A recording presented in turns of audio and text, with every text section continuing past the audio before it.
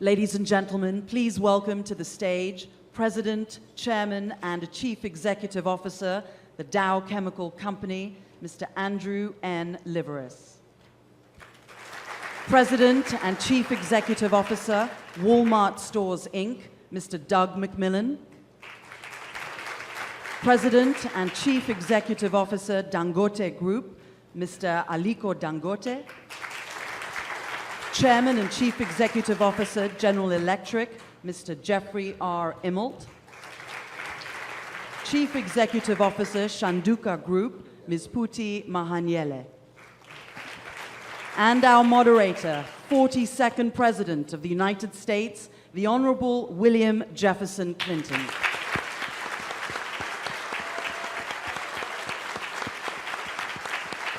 Thank you very much. Good morning, everyone. I'd like to begin by thanking Secretary Pritzker and Mayor Bloomberg for the enormous amount of work they and their teams have done to bring us together, and I'm very grateful. I'm grateful to President Obama for sponsoring this. This is probably something we should have done a long time ago. There are many heads of state here from Africa and political and business leaders from both continents. I do want to say that our thoughts are with the leaders of Liberia, Guinea, and Sierra Leone who could not be here today because they had to stay home to deal with the Ebola outbreak, and we wish them well. I told the panelists before we came out today that I hate panels that are over-directed, and I don't like ones where the members filibuster, but I do want them to be able to say what they have to say about this issue. We all want more trade, more investment, better ties. It is generally known that Africa is going to grow as it has for somewhere between 5 and 7% as a continent. 6 of the 10 fastest growing economies in the world are in Africa. That it may go to 7 in this coming decade. The middle class is growing, but in spite of the $80 billion in foreign investment and the $400 billion in exports we'll see this year, 3/4 of those exports are still in oil and gas, metals, and diamonds. So the potential for economic diversification is great. There are 650 million cell phone users on a continent of 900 million people. Only 300 million people with electricity, about 170 million people with genuinely good internet access. 23% of the people have a bank account, thanks largely to cell phone banking, and 5% have a credit card. So there are lots of obvious options here. To those of you, the small number here, who are interested in this subject but have not had a lot of contact with Africa, I think it is important to say, so that our African panelists don't have to say it, the obvious. It is a continent, not a country, and the laws of countries matter, and the practices and the cultures and the opportunities will be different from place to place. But all these panelists have a lot of experience on all the relevant issues. Now, this conference is well organized, so this is supposed to be about how business-to-business contacts can increase investment and economic activity. Then there's a panel on infrastructure. Then there's one on finance, which is a huge deal. Then there's one on government action. But I told our panelists not to worry too much because they'll have to say some things about the constraints and opportunities in these other categories. So with that as a background, I would like to start with Jeff Immelt, because General Electric has been involved in Africa for, I believe, 116 years, since 1898, and they're about to get the hang of it. So I want to ask you, in spite of AGOA, which I signed almost 20 years ago or 15 years ago, and all the things that have been done since, it strikes me that we've only barely scratched the surface of what we could and should be doing there, and that we're missing the boat. We shouldn't have a, we should understand this is a massive opportunity for American business. So based on your experience, what do you want to say to the Americans here, and what do you want to say to the Africans here about what one or two things each of us could do to accelerate this process? So thanks, Mr. President, and let me say thanks again to Penny and the President for doing this. I think it's a great step that shows the commitment and the potential that the region has. I would say to all of the, my fellow CEOs, the number one thing is get local. I think too many of us conceded this early in our careers to the Europeans, mainly because the U.S. market was so good. If you're an American of my age, really for a long period of time, you didn't have to travel much, and so we kind of gave Africa to the Europeans first and to the Chinese later. But today, it's wide open for us, but you have to get local, so that's step number one. I think financing is the number one gap, at least in the businesses we're in. And what's lacking, I think, is what I would say investable strategies that governments need to put forward. For instance, there's a right way to do a power purchase agreement and a wrong way to do a power purchase agreement if you want people to invest in it. So we need more convergence around good standards on behalf of the governments. And we need more risk capital. There's probably $25 billion of infrastructure investment in this room alone, but you all want to be the second person in after somebody else has taken project risk. And what we need is a good coordination of the U.S. government, OPIC, EXIM, World Bank, people like that, along with real investors who are willing to put skin in the game to get that first investment in. And that, so let's not kid ourselves about financing. And it's got to fit, it's got to be flexible. It's got to fit the African standards. So get local. We need flexible, risk-based financing. And then the third thing I'd say, Mr. President, and this is a small thing just on our behalf, I think all of us would benefit if there was some regional integration in Africa, an Eastern Africa alliance, a Southern Africa alliance that would add more than each country, that might put together 4 or 5 countries that we can invest behind. Those are the 3 things I would put forward. Well, let me ask you one follow-up Sure. question very quickly. We don't want to get in the middle of Washington's political wars, but how important do you think it is for the future prospects of getting more financing in Africa for American businesses to renew the Export-Import Bank? I've been on record. Look, there's a lot of things to be critical about big businesses about, and there's a lot of things that don't work in government, but exporting is not one of them, and the Ex-Im Bank isn't one of them. And the fact that we have to sit here and argue for it, I think is just wrong. There's 53 export banks around the world. U.S. on a relatively small basis is less than a lot of what Europe does or what China does. But more importantly than anything else, Mr. President, it shows the U.S. cares. And I'm not asking GE, Caterpillar, IBM, Dow. We're not asking for favors. We're putting our own risk capital up against it. But these projects need, I think, the hand of the U.S. The underwriting, if the U.S. underwrites a deal, if the World Bank underwrites a deal, risk capital comes in. So we punch way above our weight with EXIM. I think it speaks to the country's interest in a region. It's a competitive weapon. And it creates jobs here, lots of jobs, and it creates jobs in the countries we go to. So. Thank you. Putin, you have established some remarkable partnerships with iconic American brands. And I know from talking to you backstage that you've got some very clear ideas about what should be done. From the African side, what do you think could be done to accelerate the business partnerships, the flow of investment, and the creation of jobs? Mr. President, I think, thank you. Mr. President, I think more than just looking at what we as Africans can do, I think together what we can do is certainly look at areas that are challenging for us as African countries. And a key area for us is around the young people that we have in Africa. 15 to 25-year-olds in Africa make up 60% of the population of the continent today.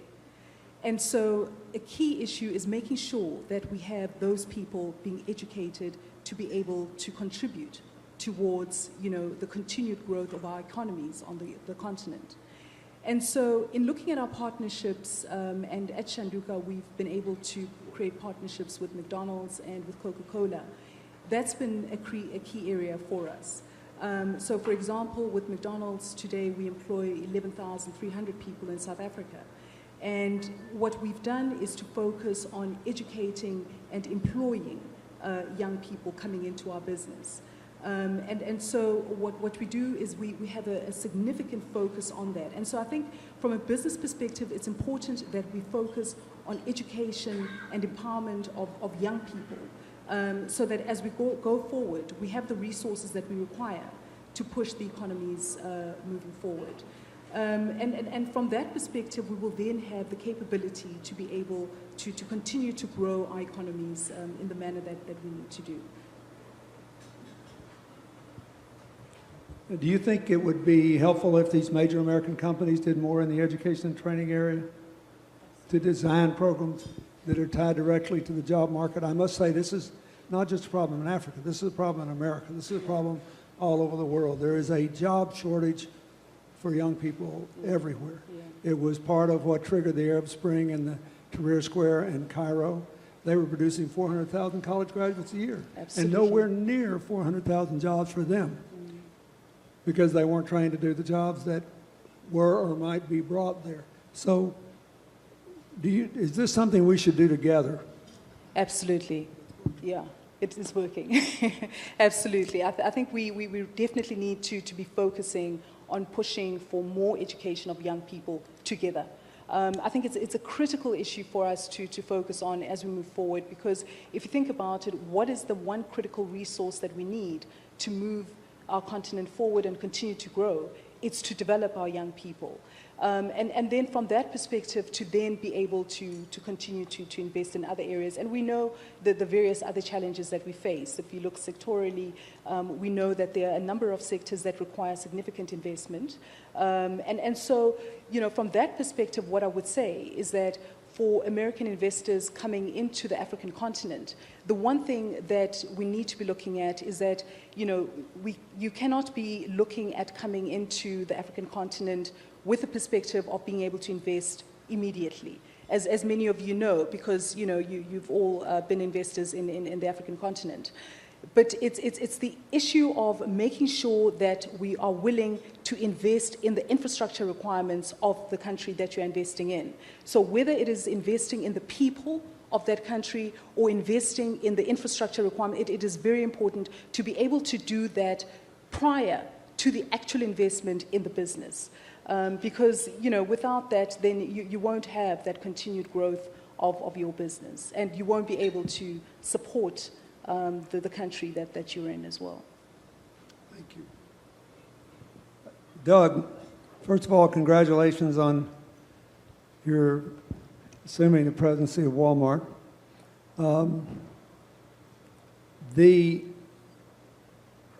You made your move in Africa partly by acquiring a company, Massmart, and you are successful in this country and around the world in no small measure, not just because you source from people who give you a good price, but because you have a brilliant supply chain operation. I think, based on my own experience working on trying to get AIDS drugs, malaria drugs, tuberculosis drugs to people in the last mile, trying to help very small farmers become part of a competitive market, that these supply chain issues are quite profound, but they should create an economic market. So talk to me a little about, why did you go into Africa by buying another company first, and what's your take on this supply chain issue, and whether it's both an opportunity and an obstacle to future investment? It is the issue for us, and would love to talk about it. First of all, thank you for having us. We're just so honored to be here. I'm excited about Africa. Started going a few years ago, leading up to the acquisition that we made. And as we look at what we're trying to do in Africa, we are simply trying to provide customers access to fresh produce and other items at a great value. To do that, we've got to have a great supply chain. And in the case of Africa, we're taking some of the learning that we've experienced from Latin America and other parts of the world to invest and supplement in areas where it's needed. But all of us need to be doing that. We want to be able to take fresh produce, for example, and reach to small and medium holders, enable them to be more productive in their yields, to provide pack houses where they need them, to put the pieces in place to create the system that supplies the store, which also creates great jobs for both value-add goods as well as more commodity-type items, to lift the whole thing and have a system that works. So for us, it's a long-term proposition. We invested $2.6 billion in 2011, and that's just the beginning.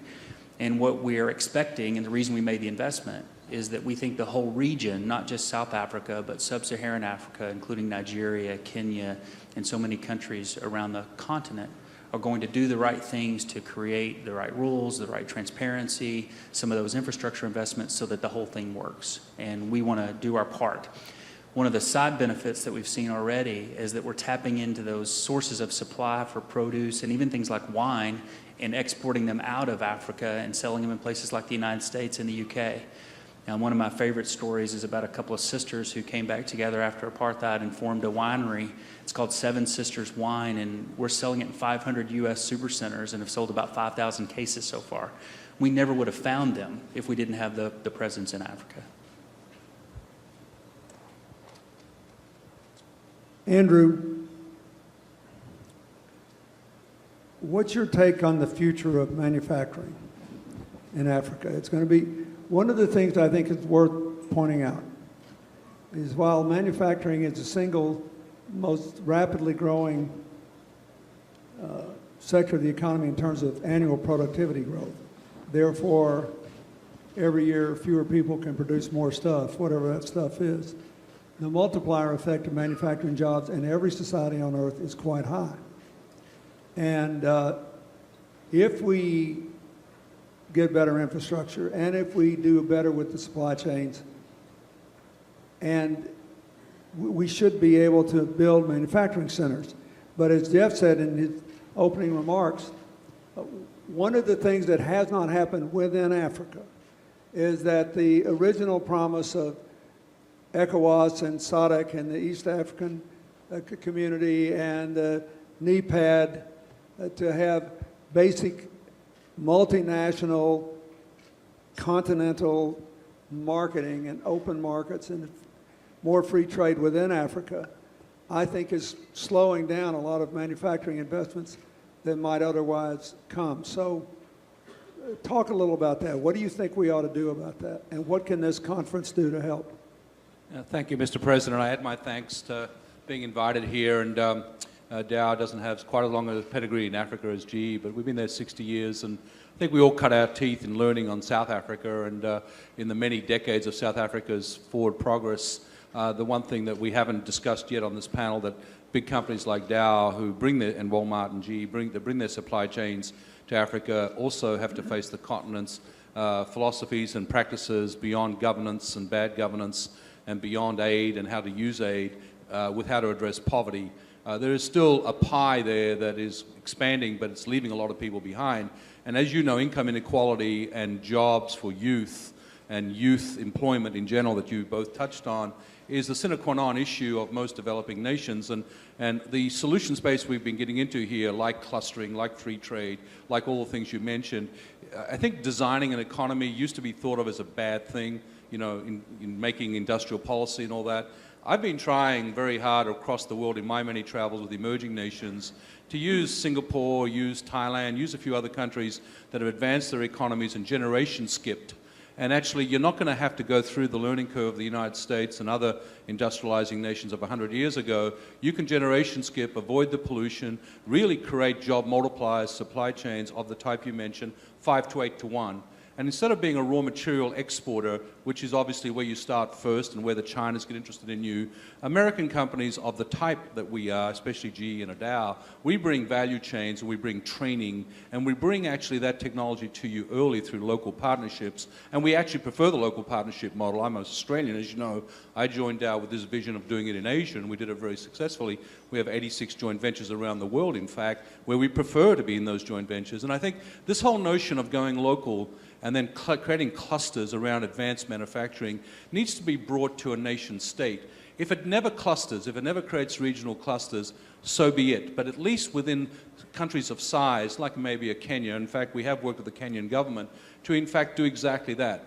How would you approach designing this economy such that you can take advantage of the most important resources you have? Of course, you have agriculture, and you've got to bring that into the modern century and not waste food. But how about your people? How can you organize yourself so the infrastructure does get built with the precious capital you do raise? How can you actually, if you build it, they will come? How will you take on that mentality? And they're doing it in Mombasa and having actually a free trade zone and a port and actually building some industrial clusters, which is the beginning of these supply chains. And you can't solve it overnight. This is a generational move. You have to come in with the training programs at the grassroots level. As I speak, I have 41 Dow people and IBM people in Ethiopia training local students on actually how to do some of this stuff, working with NGOs so that, you know, in the schools. And I think these partnership models, and then of course, this is for Africa by Africans. So going local as fast as you can means reverse training.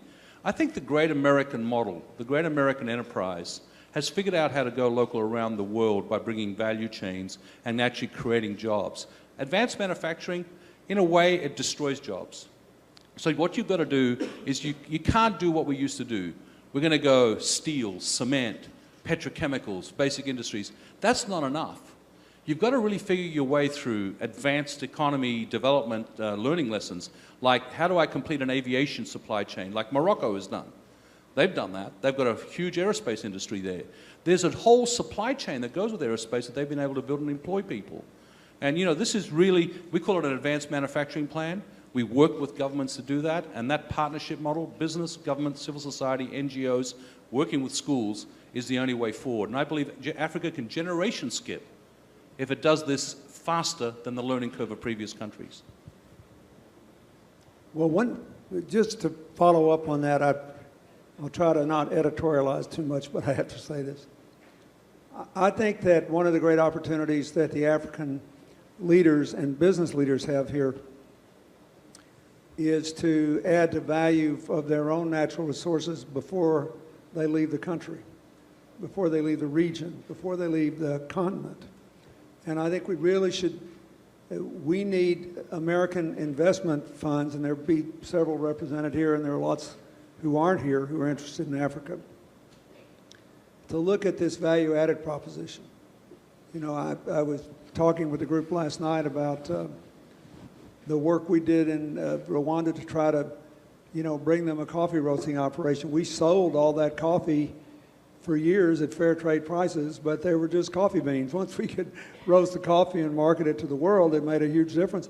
And they made so much more money, all of which they used to reinvest in their businesses, protect their topsoil, do all the things that you're talking about. Same thing with soybean processing. So I think the opportunities there would surprise even a lot of people who do a lot of business in Africa, but not in the value-added chain. There are lots of opportunities there. Just the one example, your coffee example, cassava. Cassava is the crop of choice, starch of choice in Africa. They are not very good at producing cassava. So we can do research to help them complete the cassava supply chain in Africa. And we're doing work in Nigeria right now to replace wheat flour in bread with cassava. Then suddenly there's bread for Africans based on their crop that cuts out a whole lot of costs, and you can put it on your stores, in your stores. I mean, this is the sort of close the supply chain point you're making with coffee, which I think is there if you go local.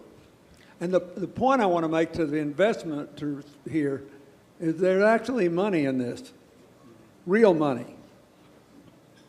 Africa, I think, is very underinvested. I wanted to, I got a lot of other questions, but I want to go to Aliko next because it's been interesting to me to watch your emergence, not from being a person who made a lot of money in the traditional industries to someone who is thinking about where you want Africa to be 5 and 10 and 20 years from now.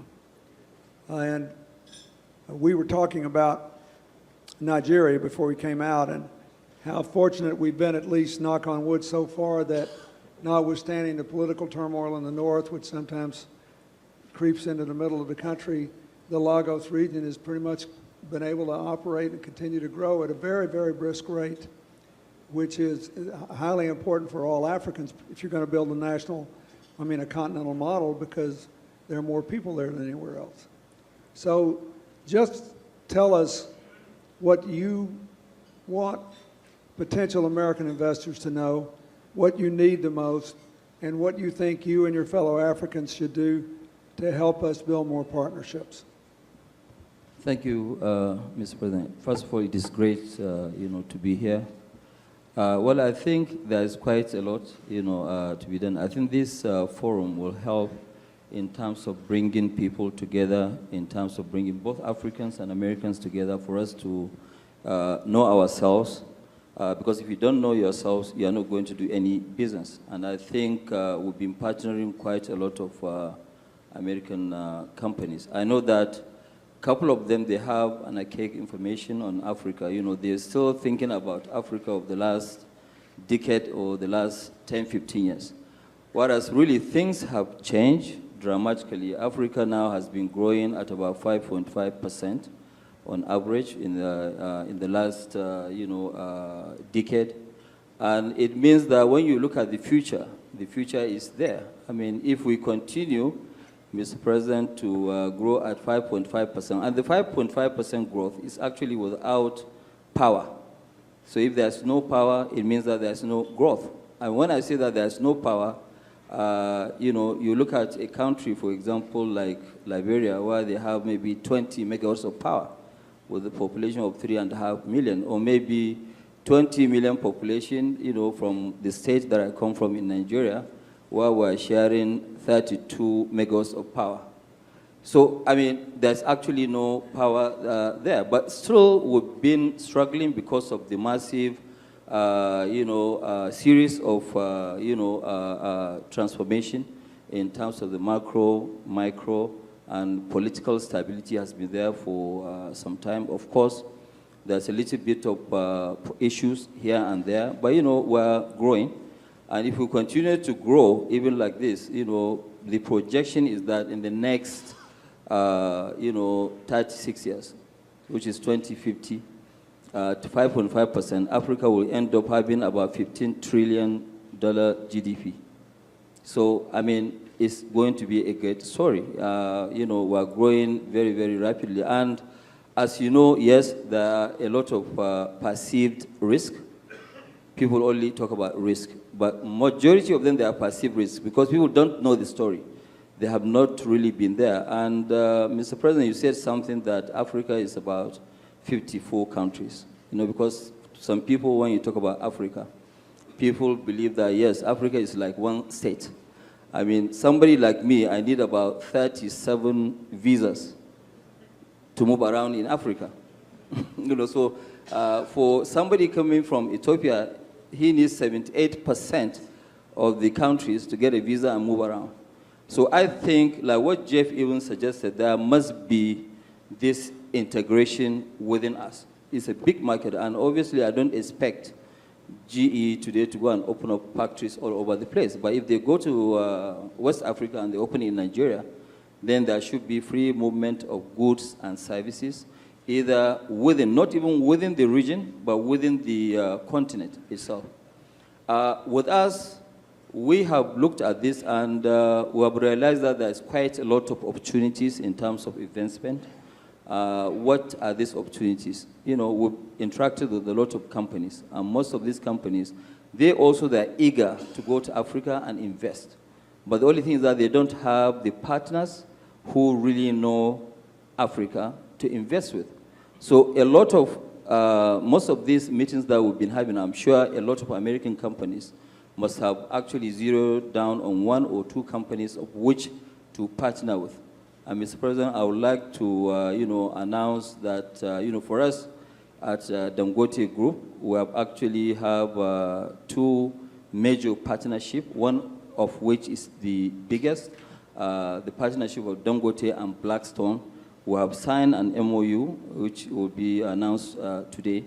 We're investing $5 billion jointly in power infrastructure and infrastructure across sub-Saharan Africa. And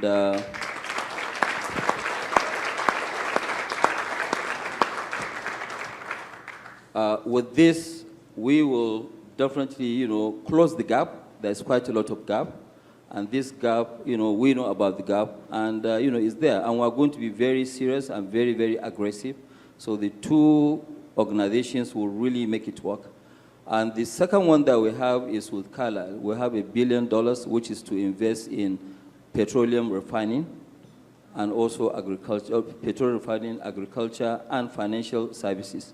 Because when they first, Carlyle went to, decide to do the Africa Fund, we took 10% of that, which is $50 million. But they eventually raised more than $500 million. They raised $728 million. So we're open, and I'm sure that there will be quite a lot of these deals. And I hope somebody will be out there to beat this $5 billion of our investment. Just remember who sells power generating equipment. Yeah, we do. Just David, Steve, just want to get that in there. Yeah, well, I think that's the purpose of this conference. I should have been your agent. Let me ask you a question about the power, all of you, related to the supply chains. And again, it's only based on my experience in 2 or 3 countries where we do business development work through the Clinton Foundation and our partners there. But Africa still has a lot of inequality in terms of economic opportunity and options, like all places, city to country. The one thing that has spread like wildfire, as it has all over the world, is cell phone technology, which is why you've got as many as 23% of the people having a bank account, because of the cell phone technology. And potentially you could have 2/3 of the people banking just on their phones, which is essentially what we're doing in Haiti today. And to some extent, at least based on my experience, where we have to have some power source to preserve medical tests, for example, when we try to build health clinics in rural areas. We need a combination, if we want to accelerate growth and make it even, of centralized power off the grid and distributed power through solar, wind, and biomass or solid waste. You do both.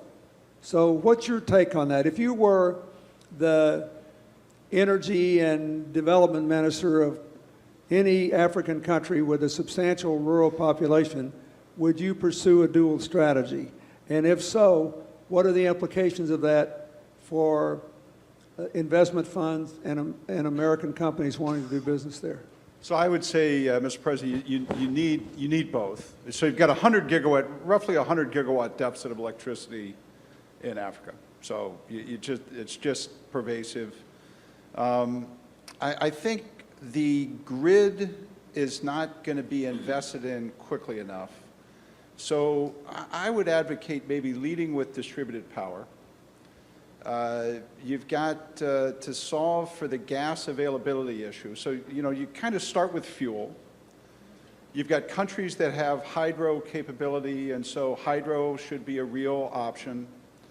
You've got countries that have natural gas, and the issue should be to get the natural gas priced the right way that you can put it back in the system, get some pipeline or rail infrastructure to do distributed power. You've got countries that have wind capability like Kenya, Tanzania, where wind can be applicable. And the sun shines in most places, so solar, but distributed solar is not going to solve Africa's challenges. So I would pick the countries that can get gas, do both large and distributed gas. The countries that have hydro, do hydro. There's going to have to be some coal in the mix. We're just not going to be able to influence, so we need to be practical about where that goes. We ought to have distributed solar programs throughout the region. And I think it's going to take a multitude of different things. But every government in this room should have a very transparent energy policy, and you should have a very transparent financing scheme. And you know, whether it's a bulk trader agreement or power purchase agreements, there's a right way and a wrong way to do those things to attract investment. Now, I would say, Mr. President, the things that can be localized here are gas. You know, you're going to have enough scale here to be able to localize some gas turbine technology. You can localize a lot of wind here. So not only are you solving an infrastructure issue, you're also going to solve a job issue. But I start with the fuels and then go to the structure. The last point I'd make is, I always say solve the easy problems first. Doing something like building a nuclear power plant is the hardest thing on earth to do. If you laid everything on earth down and picked the hardest, it's the hardest. I just don't think that's going to be a pervasive technology that gets advanced in Africa. Andrew and Doug, you want to comment on this? I do want to comment because this is a passion of mine, which is of Jeff's as well. Energy policy for nation states is something that they can learn from all the rest of us who got it wrong, and this country still doesn't have it right. And one thing that countries can do, and regions of course, is start at the efficiency conservation end and then work backwards into the grids and the fuel sources. Because if you go the fuel way and you say nuclear is too hard, you're paying the price of oil or its proxy. And that's a very hard thing to compete on affordable energy. Affordable energy for these countries is the sine qua non issue, because you're not going to get all the things that we want from competitiveness and job creation unless it's affordable. So start with the BTU you never ever use rather than the one that you create and pay too much for. So national building standards, generation skip in terms of smart city designs, like, you know, many companies are putting in place now. Work out your traffic patterns, work out your logistics, the whole notion of energy use in buildings. You know, we waste 40% of the energy we use in this country through bad buildings and lack of national building codes. If you can, in fact, intervene at the use level and work your way back into the fuel sources, okay, and if you're fortunate enough to have your own natural gas, which is, of course, the cleanest fuel you can burn, then use that domestically before you end up exporting it for the one-time gain that you end up getting. Or if you do that, bring that money back and do something wise with it in terms of using it within your economy rather than letting it get diffused away. I think this is a all of the above energy strategy in my definition, Mr. President. Well, let me just say before we go on to Doug, in his former life, Mayor Bloomberg, and at the end of his term, was the chairman of a group called the C40 of big cities throughout the world dedicated to greater energy efficiency and sustainability through clean energy in urban areas. And the Clinton Foundation was the basic technical implementer for a lot of this. And there are a lot of African cities today that are now in our coalition that are getting efficient bus rapid transit, that are trying to close all their landfills and use energy sources and do recycling, and are working up and down the line to get more out of what's there. And so it's no longer people thinking this is some touchy-feely, offbeat, irrelevant issue.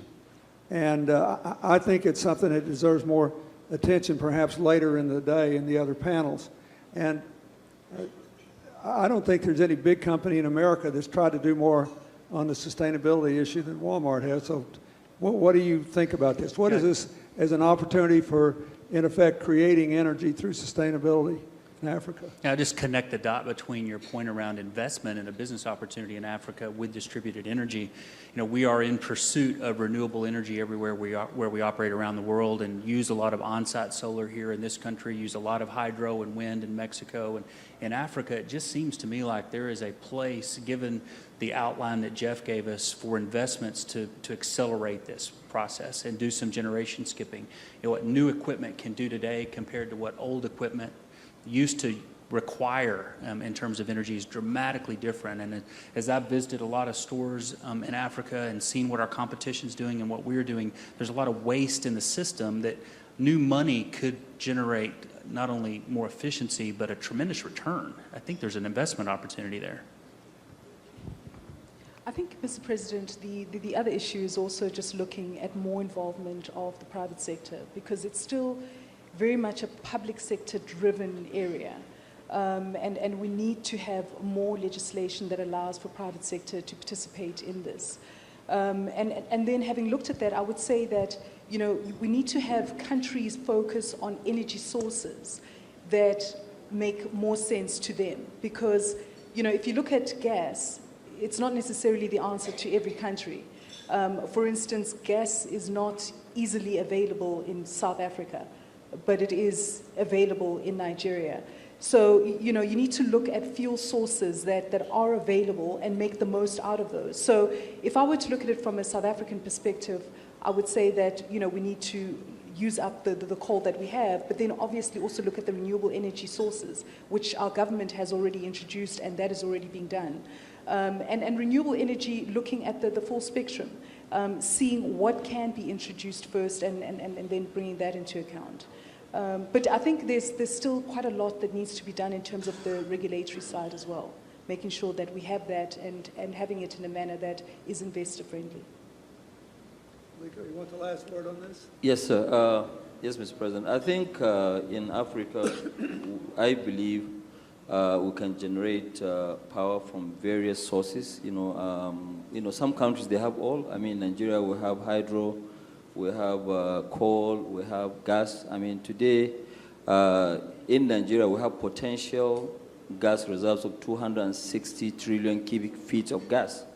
And we are not really even using up to 1 billion cubic feet of gas. So there's quite upside there, and you know, we can do quite a lot. But I think we need to pay a lot of attention to power. I think that's really the base. Because if we really want to have inclusive growth, most of these small and medium enterprises, they are not going to work unless we have power. I'm not really marketing for Jeff, for G, but I think Feel free. Okay. I think it's something that we need to do. I mean, it is very important and critical.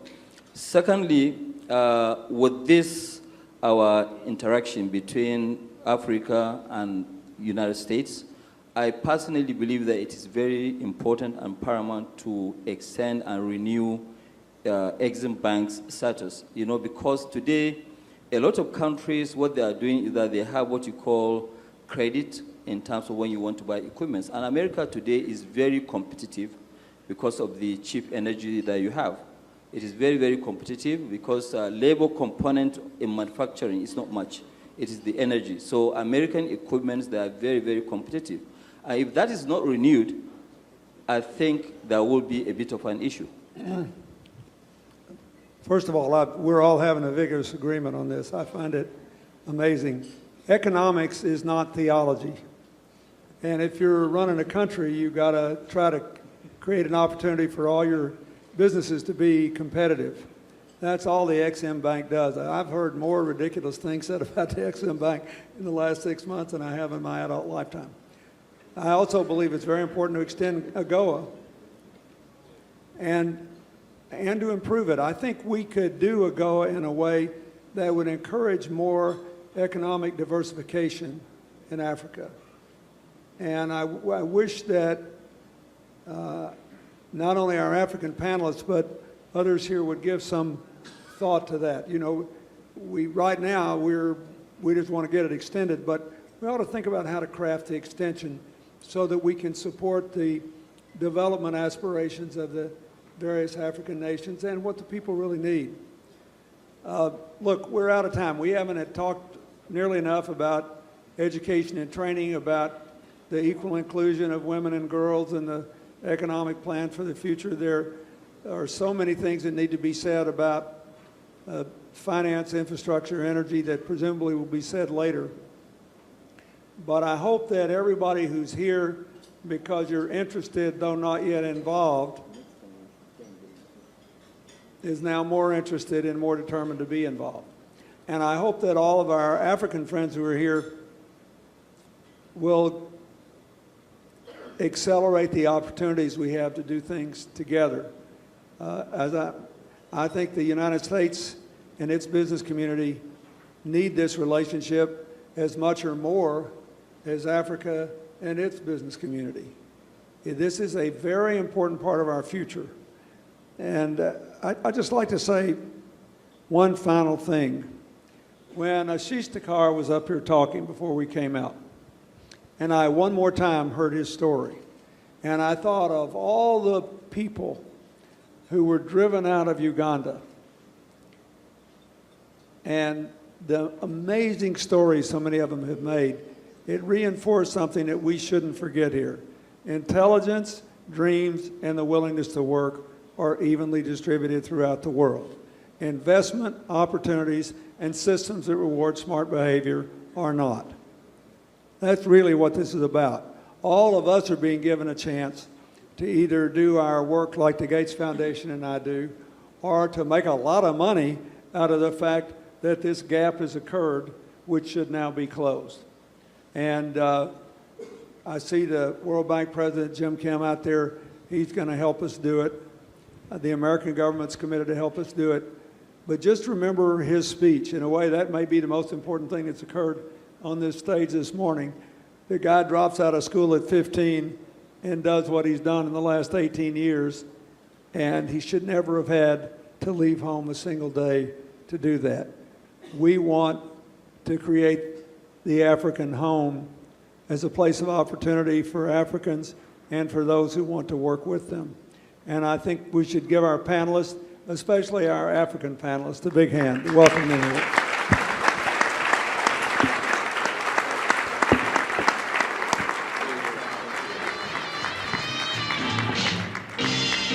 Ladies and gentlemen, please